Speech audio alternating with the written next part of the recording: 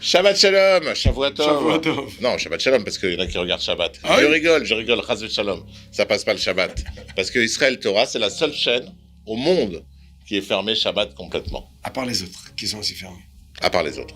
Ouais, au monde avec d'autres. Alors c'est quoi ce Shabbat, Rav? Ce Shabbat, C'est la paracha. cette semaine, je suis embêté de te dire encore une fois, paracha difficile. Ah.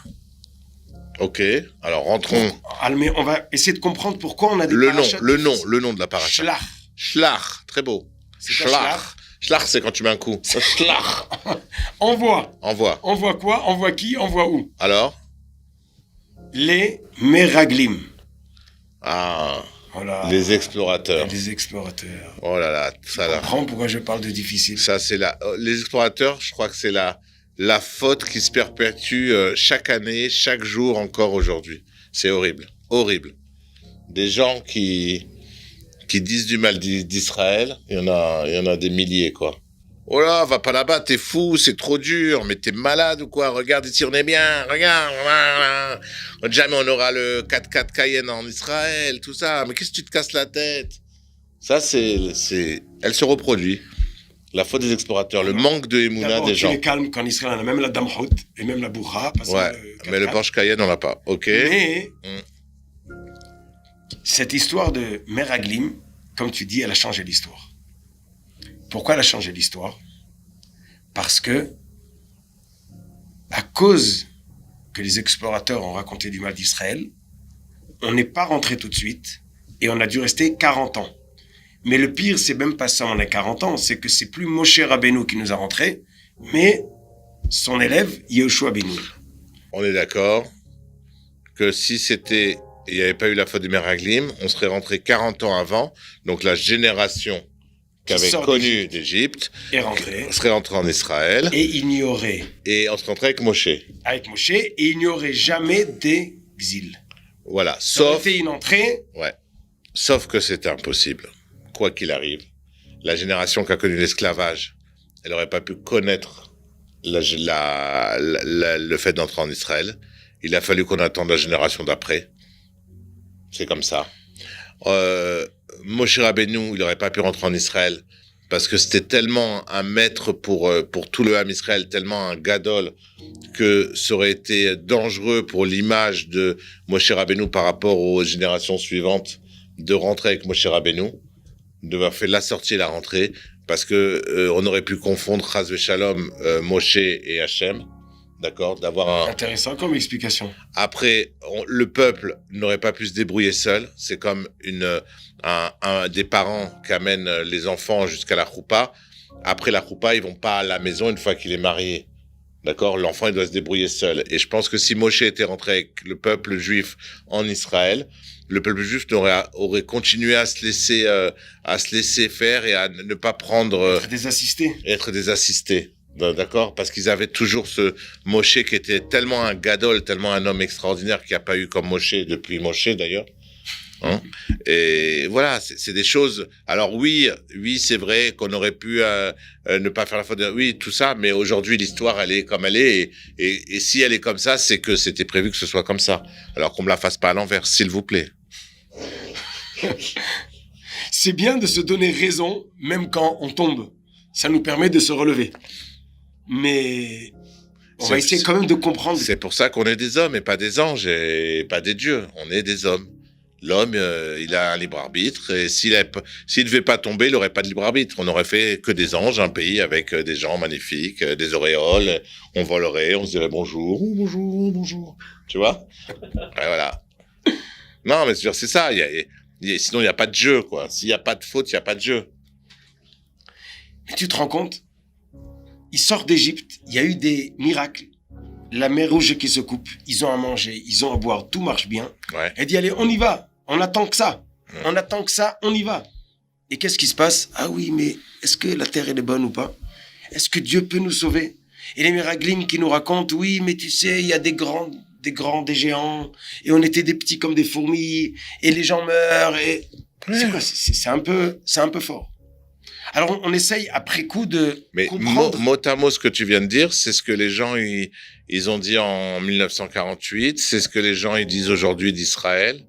Les Juifs, je te parle entre eux, et mot à mot. Ah, il y a l'armée à faire.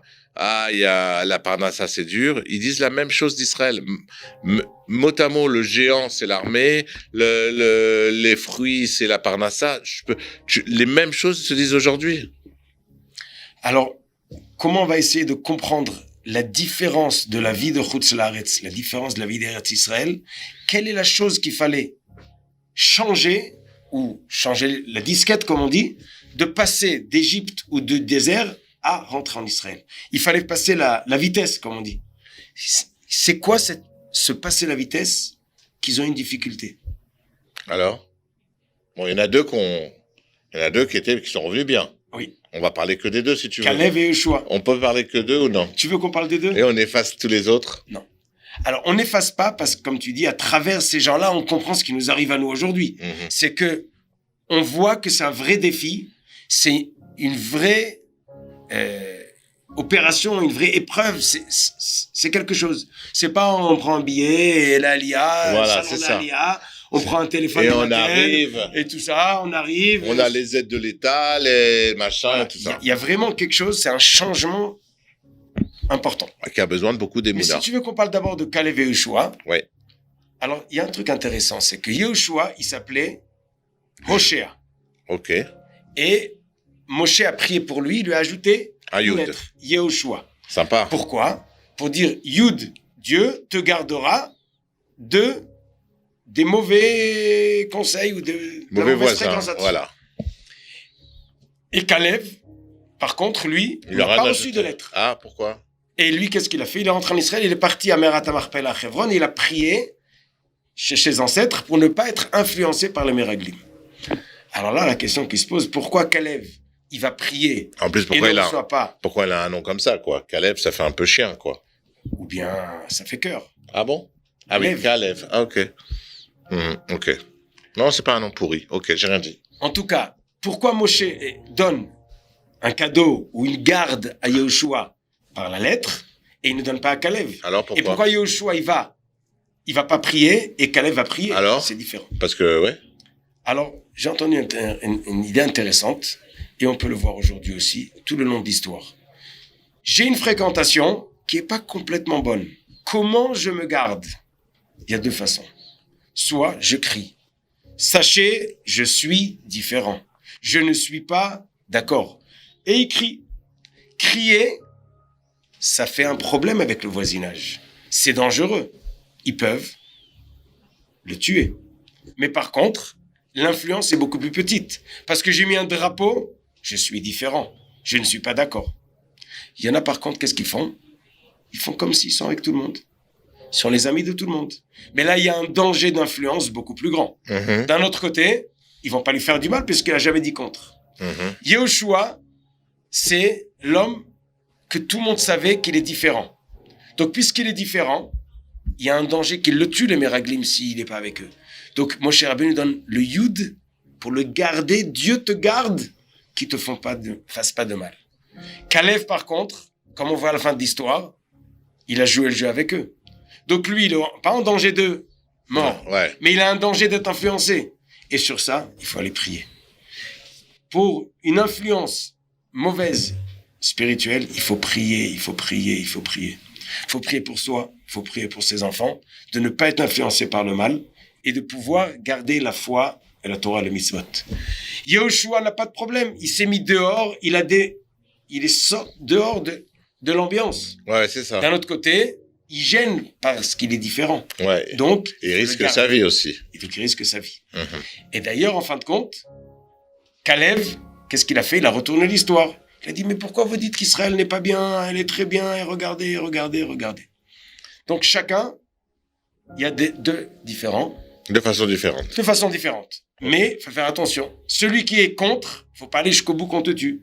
Celui qui vit avec tout le monde pour influencer le bien. Il faut qu'il prie pour pas que lui soit influencé. Magnifique. Et on va revenir à cette génération, comme tu dis, d'un côté, ils sont sortis d'Égypte, c'est difficile de rentrer. Mais qu'est-ce qu'il fallait changer dans la tête? Alors, il y a une phrase sur Eretz Israël qui dit Eretz asher ene Hashem Elokecha ba, mereshit hashana dachit shana. La terre que les yeux de Dieu, sont du début de l'année à la fin de l'année. C'est dans Eretz Israël le film aussi, cette phrase. Qu'est-ce que ça veut dire? Le film? Ça veut dire le film de Shimshon Atali, qui a fait plus de 30 000 vues sur YouTube et 40 000 vues, pardon, on me dit à l'oreillette. 40 000, 45 200, exactement. Eretz Israël, le film de Shimshon Atali. Alors peut-être c'est cette phrase qui a fait le film, mais qu'est-ce qu'elle veut dire cette phrase? Alors, qu'est-ce qu'elle veut dire? Les yeux de Dieu du début de l'année à la fin de l'année. Tu sais, en France, Ouais.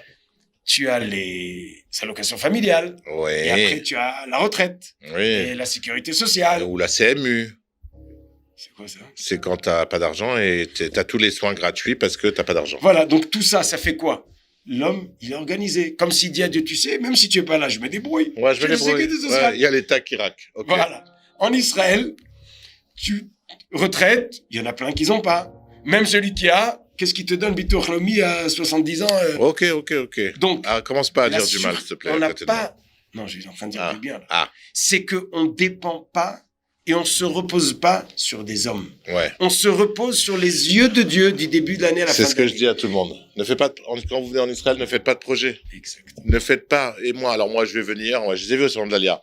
Donc, alors, c'est prévu. Donc, moi, j'arrive, je monte la société, je dépose mon prêt de paix à la société, machin, j'organise le truc. Je fais, écoute, mon ami, t'es gentil, fais des projets, essaye, mais ne compte pas dessus, quoi. Prévois un truc, parce que en Israël, tu décides de rien, c'est tout, au jour le jour, tu reçois, En Israël, aujourd'hui, tu sais ce que tu vas manger. Demain, voilà. tu sais pas.